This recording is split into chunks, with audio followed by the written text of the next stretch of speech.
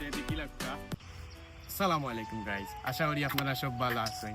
আমি ওখান থেকে মনে করো সিলেটি ব্লগ বানাই কন্টিনিউসলি। আর আজকে হইলো আমার একটা সারপ্রাইজ ডে। তো সারপ্রাইজ ডে আমি দেখাইমু যে কিটা আছে আমার। তো একটু পরে দেখবো আপনারা, তো লগে থাকা এবং দেখতে থাকা। তো গাইজ আজকে সারপ্রাইজ ভিডিও বানানির লাগি আমরা আইছি উপজেলাত। আপনারা দেখতে পারা উপজেলা একটু দেখি লাগবা। আর একটু পরে আপনারা দেখাইবো যে কিটা সারপ্রাইজ আছে। So let's begin.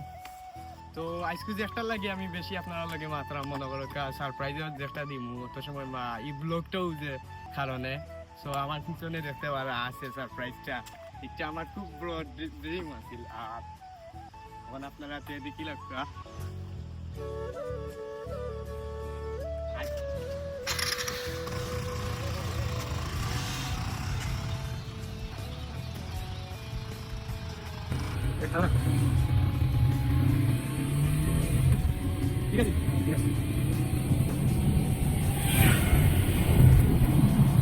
তো আমি আমার অনুভূতি শেয়ার করলাম, কারণ আজকে আমার খুব ভালো লাগে। আর এই গাড়িটা হইলো না MT-50 না অন্য কিছু, মানে এটা হলো হিরো X125 নিউ মার্কেটও আইছে। আর আমি শোরুম থেকে নিছি।